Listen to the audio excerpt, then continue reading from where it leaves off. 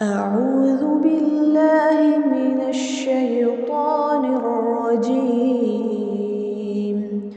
بسم الله الرحمن الرحيم.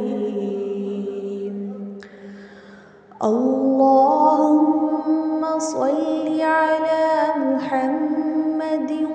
وعلى آل محمد كما صليت على إبراهيم وعلى آل إبراهيم إنك حميد مجيد. اللهم بارك على محمد وعلى آل محمد كما باركت على إبراهيم وعلى آل إبراهيم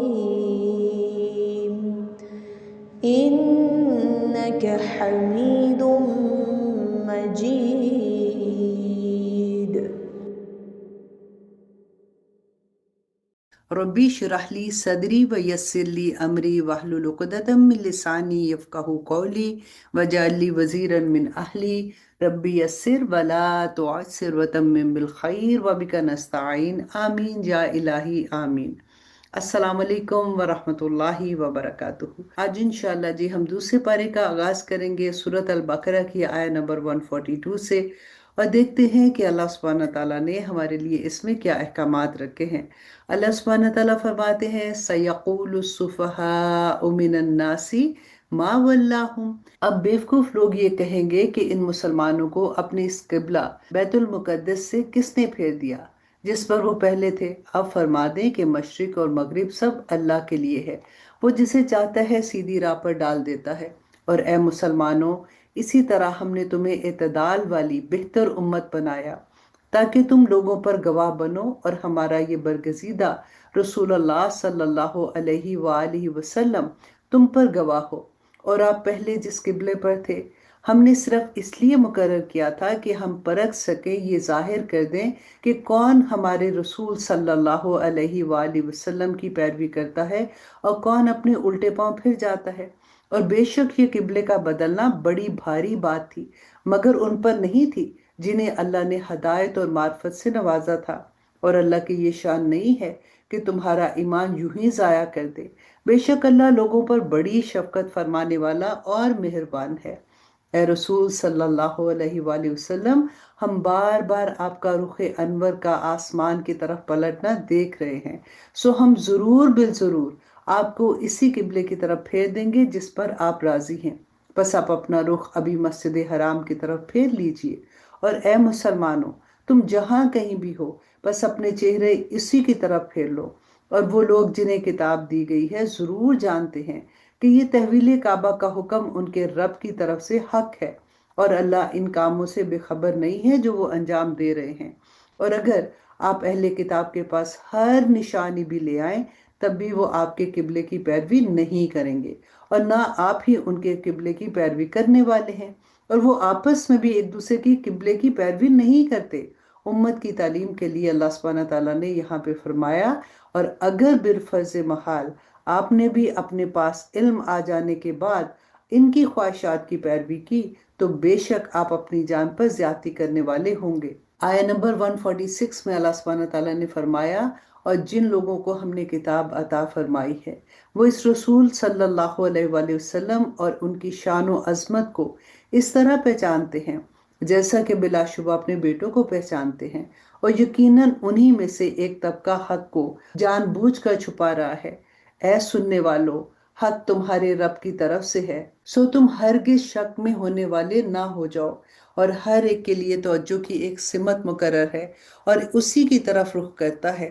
بس تم نیکیوں کی طرف پیش قدمی کیا کرو۔ تم جہاں کہیں بھی ہوگے اللہ تم سب کو جمع کر کے لے آئے گا، بے شک اللہ ہر چیز پر خوب قادر ہے۔ اور تم جدھر سے بھی سفر پر نکلو اپنا چہرہ نماز کے وقت مسجد حرام کی طرف پھیر لیا کرو، اور یہی تمہارے رب کی طرف سے حق ہے، اور اللہ تمہارے اعمال سے بے خبر نہیں ہے۔ اور تم جدھر بھی سفر پر نکلو اپنا چہرہ نماز کے وقت مسجد حرام کی طرف پھیر لو، اور اے مسلمانوں، تم جہاں کہیں بھی ہو سو اپنے چہرے کو اسی کی سمت پھیر لیا کرو، تاکہ لوگوں کے پاس تم پر اعتراض کرنے کی گنجائش نہ رہے، سوائے ان لوگوں کے جو ان میں حد سے بڑھنے والے ہیں۔ بس تم ان سے مت ڈرو، مجھے سے ڈرا کرو، اس لیے کہ میں نے تم پر اپنی نعمت پوری کر دی ہے تاکہ تم کامل ہدایت پا جاؤ۔ آیہ نمبر 151، اللہ سبحانہ تعالیٰ فرماتے ہیں کہ اسی طرح ہم نے تمہارے اندر تمہیں میں سے اپنا رسول بھیجا جو تم پر ہماری آیتیں تلاوت فرماتا ہے،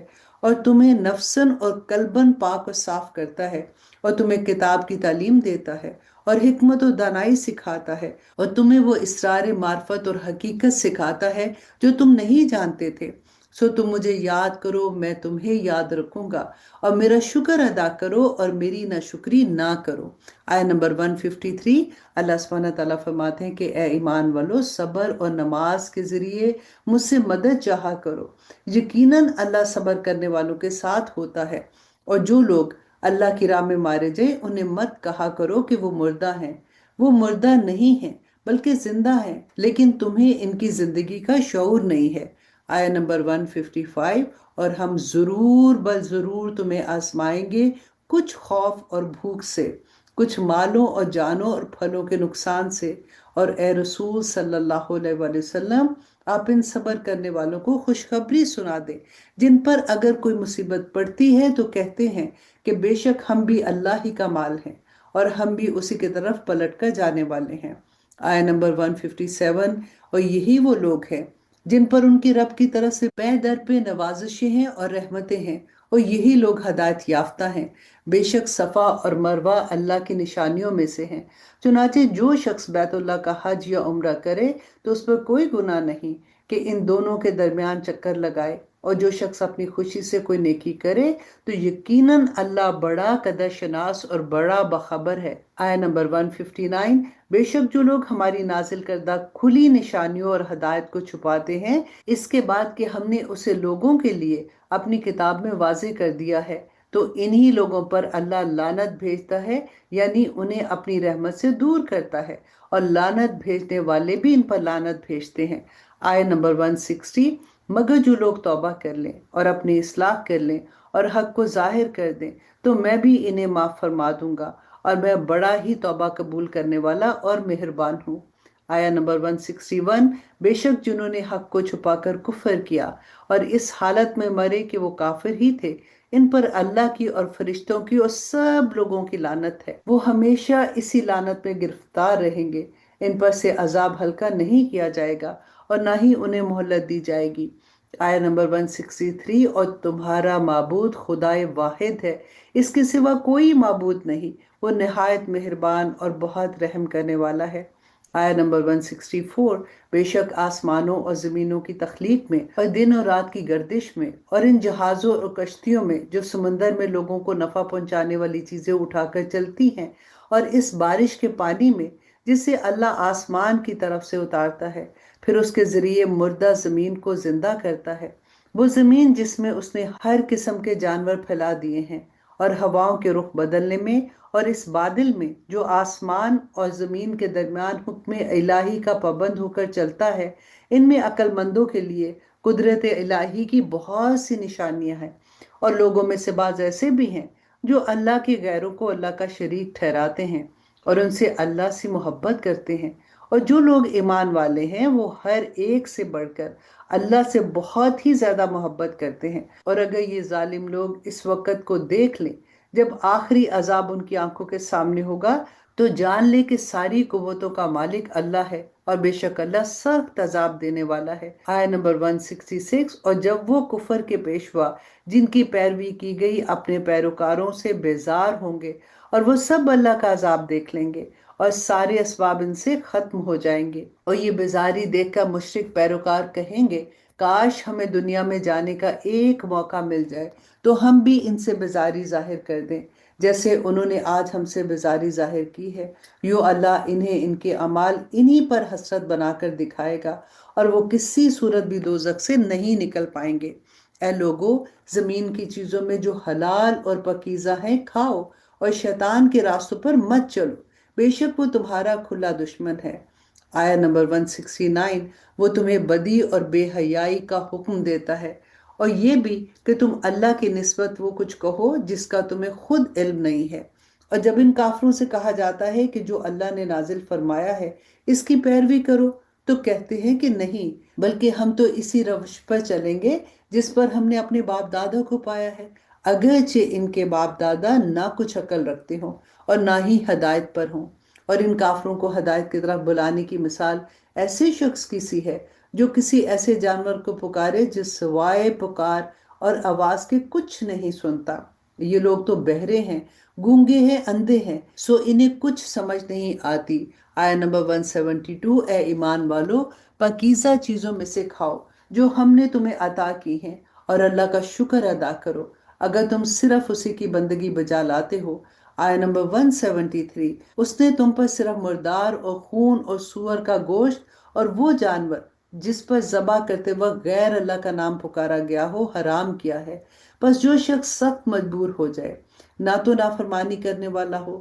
اور نہ ہی حد سے بڑھنے والا ہو، تو اس پر زندگی بچانے کی حد تک کھا لینے میں کوئی گناہ نہیں ہے۔ بے شک اللہ نہایت مہربان اور بہت بخشنے والا ہے۔ اور بے شک جو لوگ کتاب تورات کی ان آیتوں کو جو اللہ سبحانہ تعالیٰ نے نازل فرمائی ہیں چھپاتے ہیں اور اس کے بدلے حقیر قیمت حاصل کرتے ہیں، وہ لوگ سوائے اپنے پیٹوں میں آگ بھرنے کے کچھ نہیں کھاتے، اور اللہ قیامت کے روز ان سے کلام تک نہیں کرے گا اور نہ ہی ان کو پاک کرے گا، اور ان کے لیے تو دردناک عذاب ہے۔ آیا نمبر 175، یہی وہ لوگ ہیں جنہوں نے ہدایت کے بدلے گمراہی خریدی اور مغفرت کے بدلے عذاب خرید لیا۔ کس چیز نے انہیں دوزخ کی آگ پر صبر کرنے والا بنا دیا ہے؟ آیا نمبر 176، یہ اس وجہ سے ہے کہ اللہ نے کتاب حق کے ساتھ نازل فرمائی، اور بے شک جنہوں نے کتاب میں اختلاف ڈالا وہ مخالفت میں حق سے بہت دور جا پڑے ہیں۔ اللہ سبحانہ تعالیٰ فرماتے ہیں کہ اے لوگوں، نیکی صرف یہی نہیں کہ تم منہ اپنا مشرق یا مغرب کی طرف پھیر لو، بلکہ اصل نیکی تو یہ ہے کہ کوئی شخص اللہ پر اور قیامت کے دن پر اور فرشتوں پر اور اللہ کی کتاب پر اور پیغمبروں پر ایمان لائے، اور اللہ کی محبت میں اپنا مال قرابت داروں پر اور یتیموں پر اور محتاجوں پر اور مسافروں پر اور مانگنے والوں پر اور غلاموں کی گردنوں کو آزاد کرانے میں خرچ کرے، اور نماز قائم کرے، زکوٰۃ دے، اور جب وعدہ کرے تو اسے وعدے کو پورا کرے، اور سختی تنگ دستی میں اور مصیبت اور بیماری میں اور جنگ کی شدت اور جہاد کے وقت صبر کرنے والا ہو، یہی لوگ سچے ہیں اور یہی اپنے پروردگار سے پرہیزگاری کرنے والے ہیں۔ آیا نمبر 178، اے ایمان والو، تم پر ان کے خون کا بدلہ قصاص فرض کیا گیا ہے، جو ناحق قتل کیے جائیں، آزاد کے بدلے آزاد اور غلام کے بدلے غلام، عورت کے بدلے عورت۔ پھر اگر کسی کو یعنی قاتل کو اس کے بھائی یعنی مقتول کے وارث کی طرف سے کچھ یعنی قصاص معاف کر دیا جائے تو چاہیے کہ بھلے دستور کے مطابق پیروی کی جائے، اور خون بہا کو اچھے طریقے سے اس مقتول کے وارث تک پہنچا دیا جائے۔ یہ تمہارے رب کی طرف سے رعایت اور مہربانی ہے، بس جو کہ اس کے بعد زیادتی کرے تو اس کے لیے تو دردناک عذاب ہے۔ آیا نمبر 179، اور تمہارے لیے قصاص یعنی خون کا بدلہ لینے میں زندگی کی ضمانت ہے، اے عقل مند لوگو، تاکہ تم خون ریزی سے اور بربادی سے بچ جاؤ۔ آیا نمبر 180، تم پر فرض کیا گیا ہے کہ جب تم میں سے کسی کی موت قریب آ جائے، اگر اس نے کچھ مال چھوڑا ہو تو اپنے والدین اور قریبی رشتہ داروں کے حق میں بھلے طریقے سے وصیت کرے، یہ پرہیزگاروں پر لازم ہے۔ پھر جس شخص نے اس وصیت کو سننے کے بعد اسے بدل دیا تو اس کا گناہ انہی بدلنے والوں پر ہے، بے شک اللہ بڑا سننے والا اور خوب جاننے والا ہے۔ آیہ نمبر 182، پس اگر کسی شخص کو وصیت کرنے والے سے کسی کی طرفداری یا کسی کے حق میں زیادتی کا اندیشہ ہو، پھر وہ ان کے درمیان صلح کرا دے تو اس میں کوئی گناہ نہیں ہے، بے شک اللہ سبحانہ تعالیٰ نہایت بخشنے والا اور مہربان ہے۔ اے ایمان والو، تم پر اسی طرح روزے فرض کیے گئے ہیں جیسے تم سے پہلے لوگوں پر فرض کیے گئے تھے، تاکہ تم پرہیزگار بن جاؤ۔ یہ گنتی کے چند دن ہیں، بس اگر تم میں سے کوئی بیمار ہو یا سفر پر ہو تو دوسرے دنوں کے روزے سے گنتی پوری کر لے، اور جنہیں اس کی طاقت نہ ہو ان کے ذمے ایک مسکین کو کھانے کا بدلہ ہے۔ پھر جو کوئی اپنی خواہش سے زیادہ نیکی کرے تو وہ اس کے لیے بہتر ہے، اور تمہارا روزہ رکھ لینا تمہارے لیے بہتر ہے اگر تمہیں سمجھ ہو۔ رمضان کا مہینہ وہ ہے جس میں قرآن اتارا گیا، جو لوگوں کے لیے ہدایت ہے، اور جس میں رہنمائی کرنے والی اور حق و باطل میں امتیاز کرنے والی واضح نشانیاں ہیں۔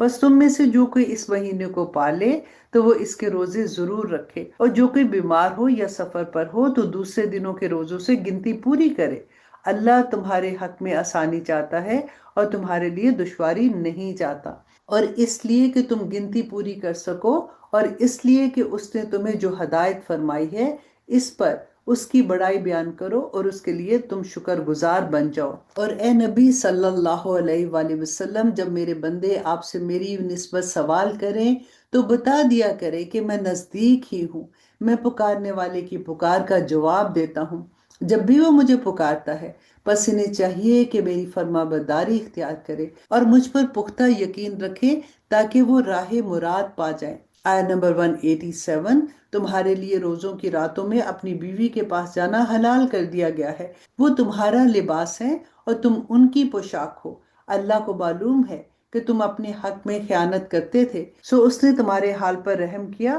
اور تمہیں معاف فرما دیا۔ بس اب روزوں کی راتوں میں بے شک ان سے مباشرت کیا کرو، اور جو اللہ نے تمہارے لیے لکھ دیا ہے چاہا کرو، اور کھاتے پیتے رہا کرو، یہاں تک کہ تم پر صبح کا سفید ڈورا رات کے سیاہ ڈورے سے الگ ہو کر نمایاں ہو جائے۔ پھر روزہ رات کی آمد تک پورا کرو، اور عورتوں سے اس دوران شباشی نہ کیا کرو جب تم مسجدوں میں اعتکاف بیٹھے ہو۔ یہ اللہ کی قائم کردہ حدود ہیں، بس ان کو توڑنے کے نزدیک نہ جانا۔ اسی طرح اللہ لوگوں کے لیے اپنی آیتیں کھول کھول کر بیان کرتا ہے تاکہ وہ پرہیزگاری اختیار کرے۔ آیت نمبر 188، اور تم ایک دوسرے کے مال آپس میں ناحق نہ کھایا کرو، اور نہ مال کو بطور رشوت حاکموں تک پہنچایا کرو کہ یوں لوگوں کے مال کا کچھ حصہ تم بھی ناجائز طریقے سے کھا سکو، حالانکہ تمہارے علم میں ہے کہ یہ گناہ ہے۔ اے رسول صلی اللہ علیہ وآلہ وسلم، لوگ آپ سے نئے چاندوں کے بارے میں دریافت کرتے ہیں، فرما دیں یہ لوگوں کے لیے اور ماہ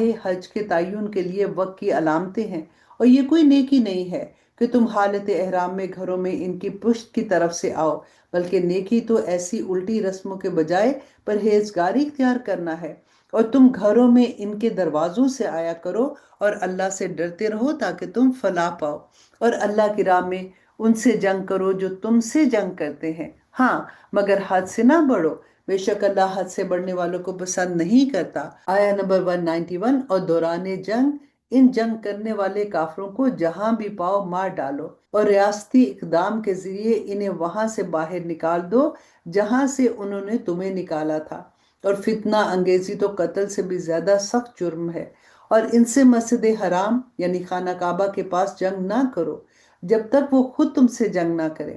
پھر اگر وہ تم سے قتال کرے تو جواباً تم بھی انہیں قتل کرو۔ ایسے جنگ کرنے والے کافروں کی یہی سزا ہے، اور پھر اگر وہ باز آ جائیں تو بے شک اللہ نہایت بخشنے والا اور مہربان ہے۔ اللہ سبحانہ تعالیٰ فرماتے ہیں آیہ نمبر 193 میں، اور ان سے جنگ کرتے رہو حتیٰ کہ کوئی فتنہ باقی نہ رہے اور دین اللہ ہی کے تابع ہو،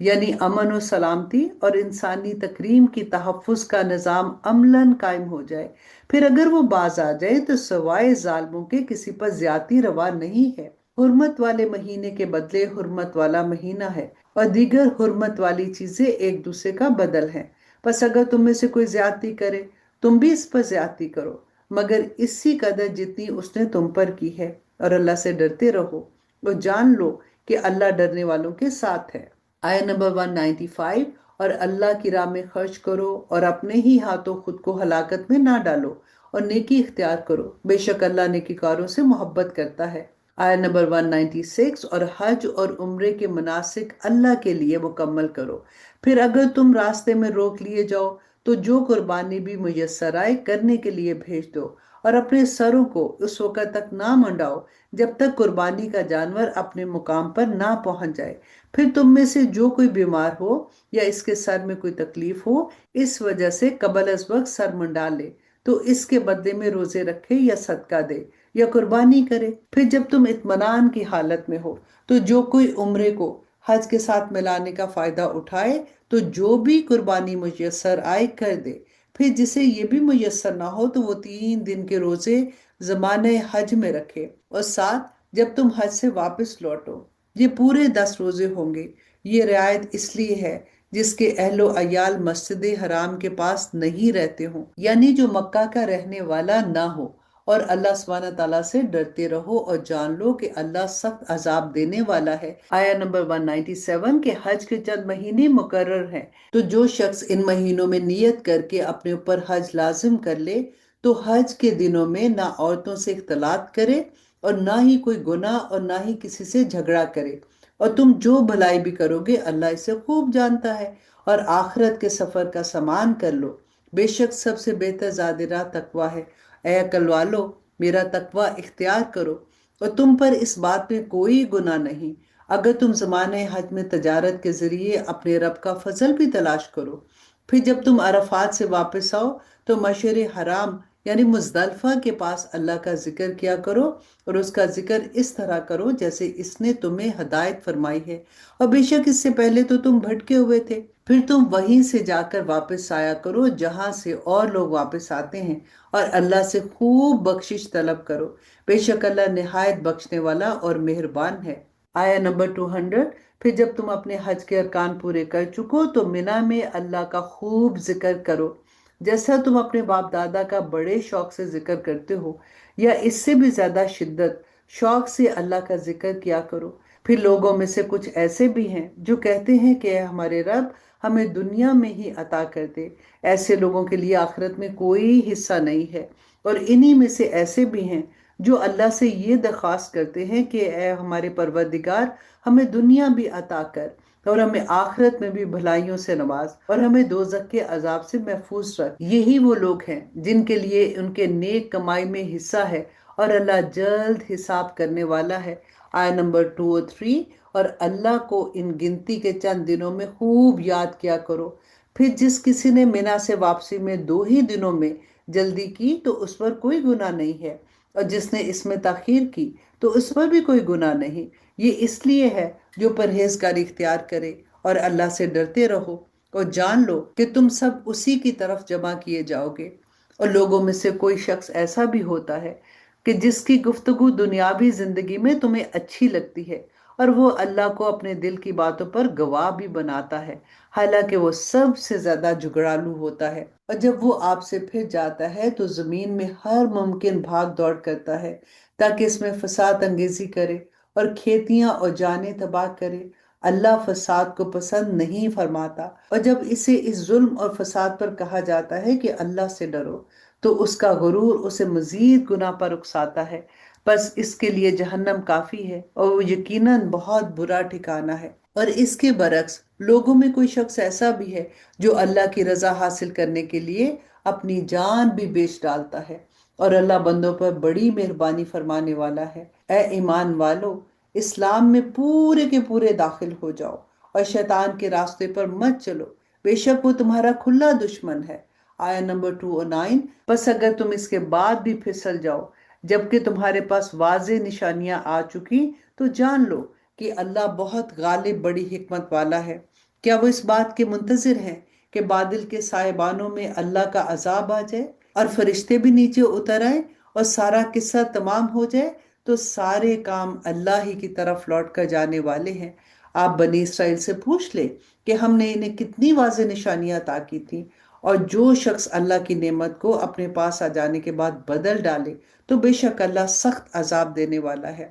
کافروں کے لیے دنیا کی زندگی خوب آرائستہ کر دی گئی ہے، اور وہ ایمان والوں سے مذاق کرتے ہیں، اور جنہوں نے تقوی اختیار کیا وہ قیامت کے دن ان پر سر بلند ہوں گے۔ اللہ جسے چاہتا ہے بے انتہا نوازتا ہے۔ آیا نمبر 213 ابتدا میں سب لوگ ایک ہی دین پر جمع تھے، پھر جب ان میں اختلاف رونما ہو گئے تو اللہ نے بشارت دینے والے اور ڈر سنانے والے پیغمبر بھیجے، اور ان کے ساتھ حق پر مبنی کتاب اتاری تاکہ وہ لوگوں میں ان امور کا فیصلہ کر دے جن میں وہ اختلاف کرنے لگے تھے۔ اور اس میں اختلاف بھی فقط انہی لوگوں نے کیا جنہیں وہ کتاب دی گئی تھی، باوجود اس کے کہ ان کے پاس واضح نشانیاں آ گئی تھیں، اور انہوں نے اس میں اختلاف بھی محض بامیز حسد اور بغض کے باعث کیا۔ پھر اللہ نے ایمان والوں کو اپنے حکم سے وہ حق کی بات سمجھا دی جس میں وہ اختلاف کرتے تھے، اور اللہ جسے چاہتا ہے سیدھی راہ کی ہدایت فرما دیتا ہے۔ آیت نمبر 214، کیا تم یہ گمان کرتے ہو کہ تم یوں ہی بلا آزمائش جنت میں داخل ہو جاؤ گے، حالانکہ تم پر ابھی تک ان لوگوں جیسی حالت ہی نہیں بیتی جو تم سے پہلے گزر چکے؟ انہیں تو طرح طرح کی سختیاں اور تکلیفیں پہنچی، اور انہیں اس طرح ہلا ڈالا گیا کہ خود پیغمبر اور ان کے ایمان والے ساتھی بھی پکار اٹھے کہ اللہ تیری مدد کب آئے گی، آگاہ ہو جاؤ کہ بے شک اللہ کی مدد قریب ہی ہے۔ آپ سے پوچھتے ہیں کہ اللہ کی راہ میں کیا خرچ کرے؟ فرما دیں، جس قدر بھی مال خرچ کرو گے درست ہے، مگر اس کے حقدار تمہارے ماں باپ ہیں اور قریبی رشتہ دار ہیں اور یتیم ہیں اور محتاج اور مسافر ہیں، اور جو نیکی بھی تم کرتے ہو بے شک اللہ اسے خوب جانتا ہے۔ اور آیت نمبر 216، اللہ سبحانہ تعالیٰ فرماتے ہیں کہ فتنہ اور فساد کو ختم کرنے اور قیام امن کے دفاع کے لیے قتال تم پر فرض کر دیا گیا ہے، حالانکہ وہ تمہیں تباً گوارا نہیں ہے، اور ممکن ہے کہ تم کسی چیز کو ناپسند کرو اور وہ حقیقتاً تمہارے لیے بہتر ہو، اور یہ بھی ممکن ہے کہ تم کسی چیز کو پسند کرو اور وہ حقیقتاً تمہارے لیے بری ہو، اور اللہ خوب جانتا ہے اور تم نہیں جانتے ہو۔ لوگ آپ سے حرمت والے مہینوں میں جنگ کے حکم کو دریافت کرتے ہیں، فرما دیجئے اس میں جنگ بڑا گناہ ہے، اور اللہ کی راہ سے روکنا اور اس سے کفر کرنا اور مسجد حرام خانہ کعبہ سے روکنا اور وہاں کے رہنے والوں کو وہاں سے نکالنا اللہ کے نزدیک اس سے بھی بڑا گناہ ہے، اور یہ فتنہ انگیزی قتل اور خون سے بھی بڑھ کر ہے، اور یہ کافر تم سے ہمیشہ جنگ کرتے رہیں گے یہاں تک کہ تمہیں تمہارے دین سے پھیر دیں۔ اگر وہ اتنی طاقت پا سکے اور تم میں سے جو شخص اپنے دین سے پھر جائے اور پھر وہ کافر ہی مرے، تو ایسے لوگوں کی دنیا اور آخرت میں سب اعمال ضائع ہو جائیں گے اور برباد ہو جائیں گے، اور یہی لوگ جہنمی ہیں اور وہ ہمیشہ ہمیشہ اس میں رہیں گے۔ بے شک جو لوگ ایمان لائے اور جنہوں نے اللہ کے لیے وطن چھوڑا اور اللہ کی راہ میں جہاد کیا، یہی لوگ اللہ کی رحمت کے امیدوار ہیں، اور اللہ بڑا بخشنے والا اور مہربان ہے۔ آیت نمبر 219، آپ سے شراب و جوئے کی نسبت سوال کرتے ہیں،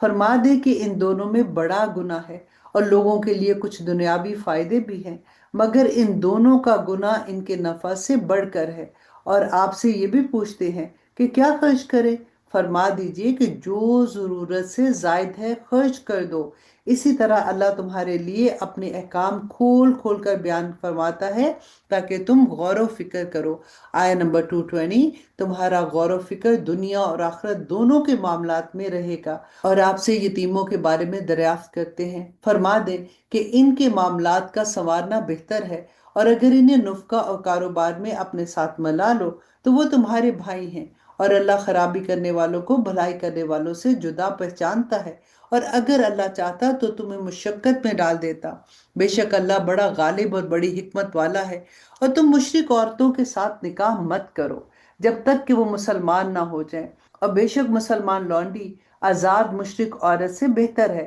خواہ وہ تمہیں بھلی لگے، اور مسلمان عورت کا بھی مشرک مرد سے بھی نکاح نہ کرو جب تک کہ وہ مسلمان نہ ہو جائے، اور یقیناً مشرک مرد سے مومن غلام بہتر ہے، خواہ وہ تمہیں کتنا ہی بھلا لگے۔ وہ کافر اور مشرک دوزخ کی طرف بلاتے ہیں، اور اللہ اپنے حکم سے جنت اور مغفرت کی طرف بلاتا ہے، اور اپنی آیتیں لوگوں کے لیے کھول کھول کر بیان فرماتا ہے تاکہ وہ نصیحت حاصل کریں۔ اور آپ سے حیض یعنی ایام ماہواری کی نسبت سوال کرتے ہیں، فرما دیجئے وہ نجاست ہے، سو تم حیض کے دنوں میں عورتوں سے کنارہ کش رہا کرو، اور جب تک وہ پاک نہ ہو جائیں ان کے قریب نہ جایا کرو، اور جب وہ خوب پاک ہو جائے تو جس راستے سے اللہ نے تمہیں اجازت دی ہے ان کے پاس جایا کرو۔ بے شک اللہ بہت توبہ قبول کرنے والا اور محبت فرماتا ہے، اور خوب پاکیزگی اختیار کرنے والوں سے محبت کرتا ہے۔ آیت نمبر 223، تمہاری عورتیں تمہاری کھیتیاں ہیں، بس تم اپنی کھیتیوں میں جیسے چاہو آؤ،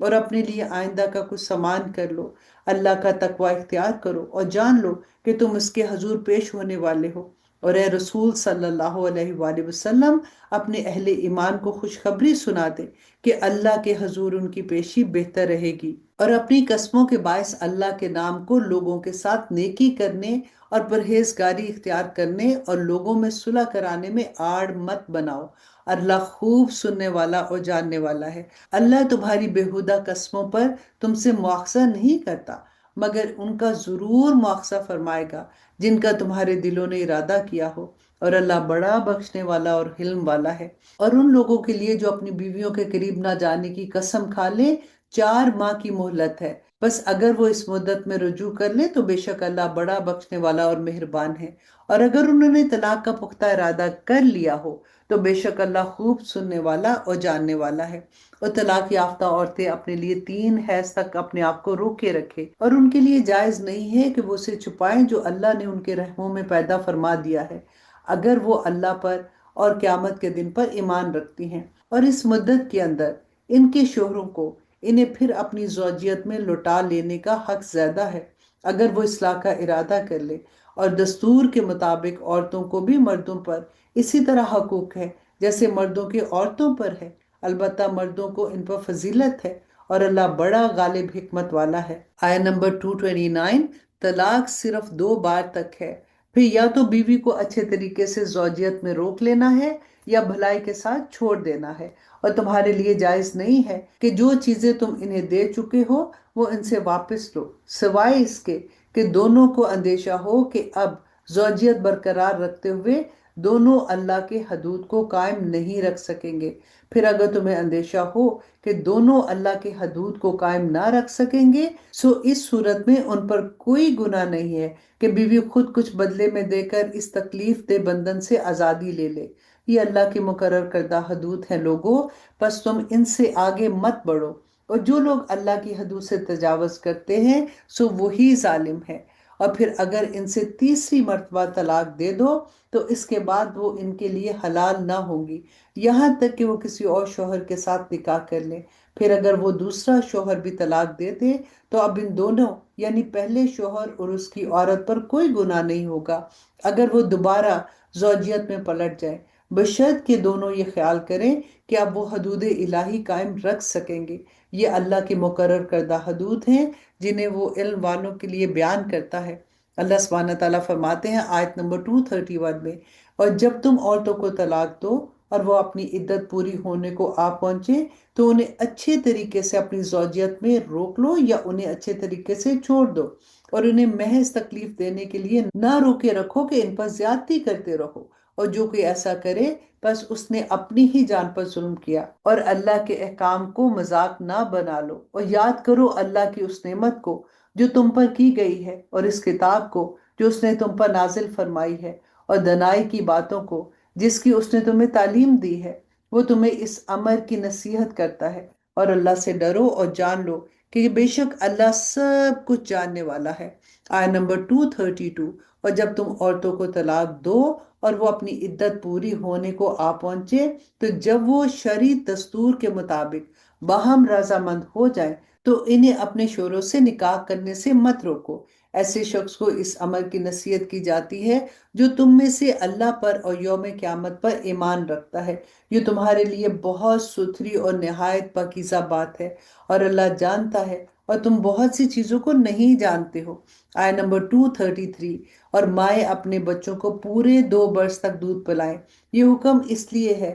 جو دودھ پلانے کی مدت پوری کرنا چاہتا ہے، اور دودھ پلانے والی ماں کو کھانا اور پہنانا دستور کے مطابق بچے کے باپ پر لازم ہے۔ کسی جان کو اس کی طاقت سے بڑھ کر تکلیف نہ دی جائے، اور نہ ماں کو اس کے بچے کے باعث نقصان پہنچایا جائے، اور نہ باپ کو اس کی اولاد کے سبب سے، اور وارثوں پر بھی یہی حکم عائد ہوگا۔ پھر اگر ماں باپ دونوں باہمی رضامندی اور مشورے سے 2 برس سے پہلے ہی دودھ چھڑانا چاہیں تو ان پر کوئی گناہ نہیں ہے، اور پھر اگر تم اپنی اولاد کو دائیا سے دودھ پلانے کا ارادہ رکھتے ہو تب بھی تم پر کوئی گناہ نہیں، جبکہ جو تم دستور کے مطابق دیتے ہو انہیں ادا کر دو، اور اللہ سے ڈرتے رہو اور جان لو کہ بے شک جو کچھ تم کرتے ہو اللہ اسے خوب دیکھنے والا ہے۔ اور تم میں سے جو فوت ہو جائیں اور اپنی بیویاں چھوڑ جائیں تو وہ اپنے آپ کو 4 ماہ 10 دن انتظار میں روکے رکھیں۔ پھر جب وہ اپنی عدت پوری ہونے کو آ پہنچے تو پھر جو کچھ وہ شرعی دستور کے مطابق اپنے حق میں کریں،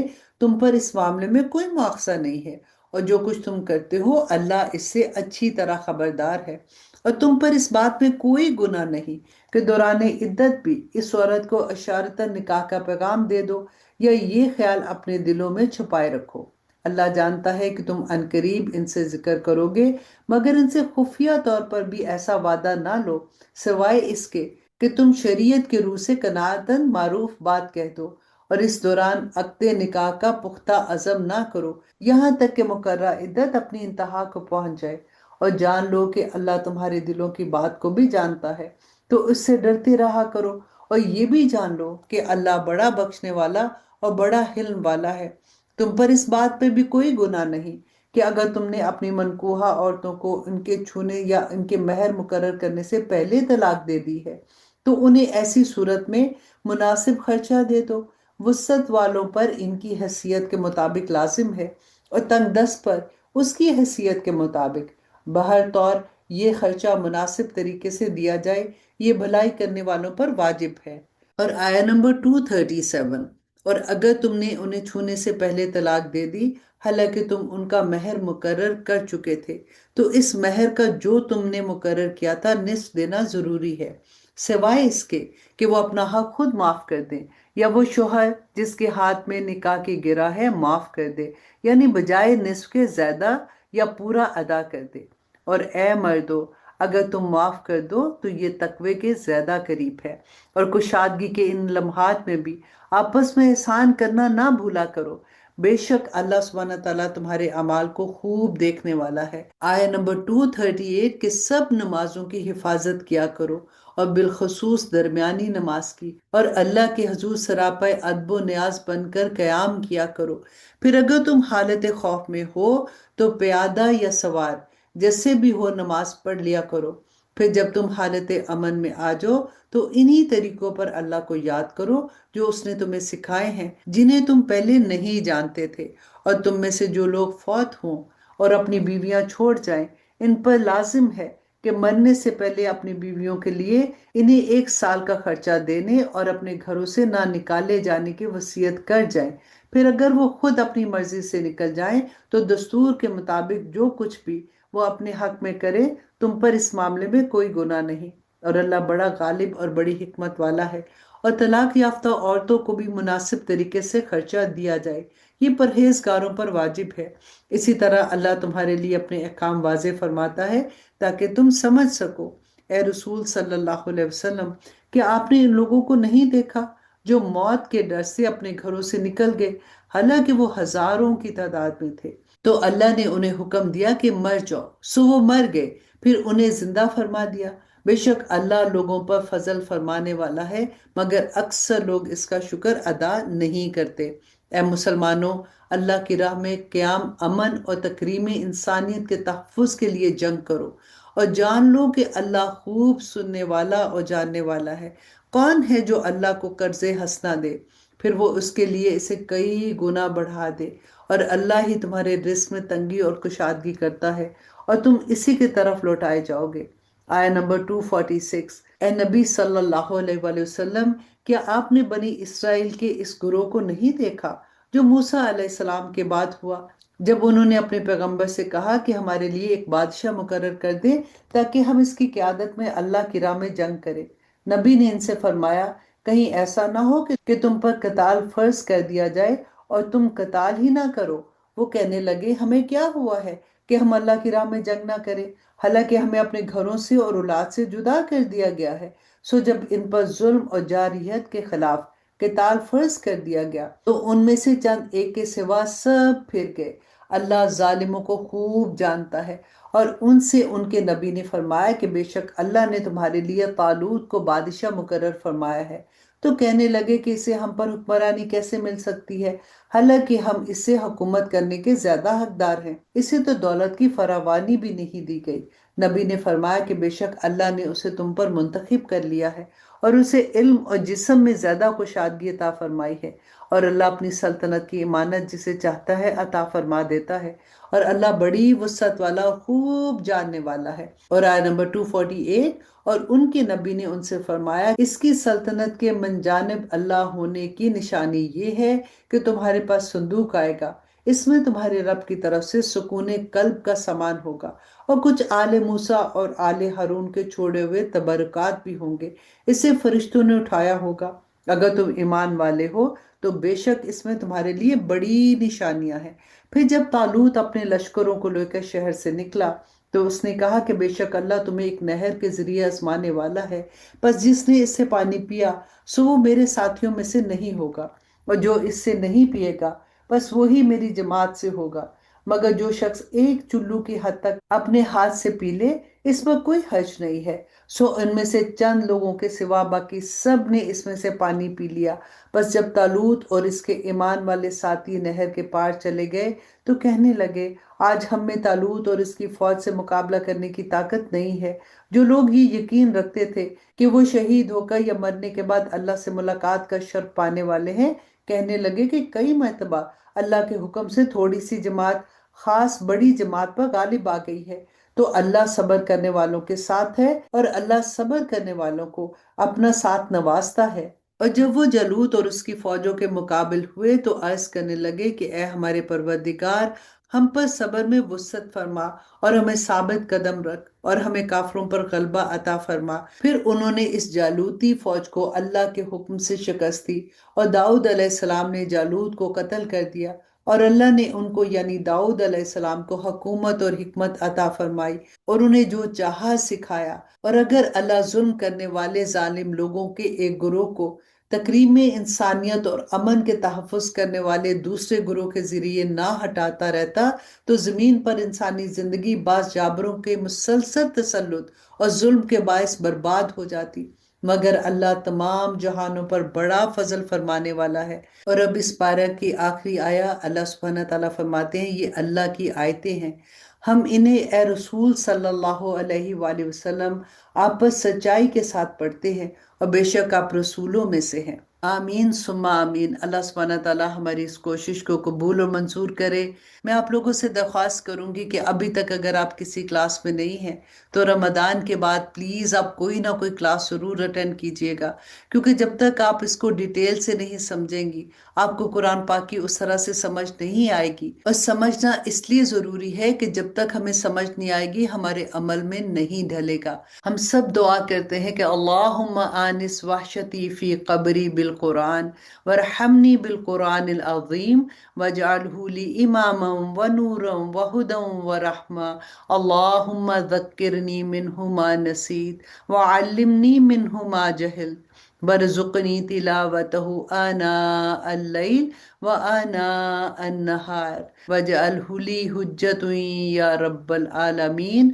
آمین یا الہی آمین۔ اللہم ثبتنا عند الموت بلا الہ الا اللہ۔ آمین یا الہی آمین۔ سبحان ربک رب العزت عما یصفون وسلام علی المرسلین والحمد للہ رب العالمین۔ السلام علیکم ورحمۃ اللہ وبرکاتہ۔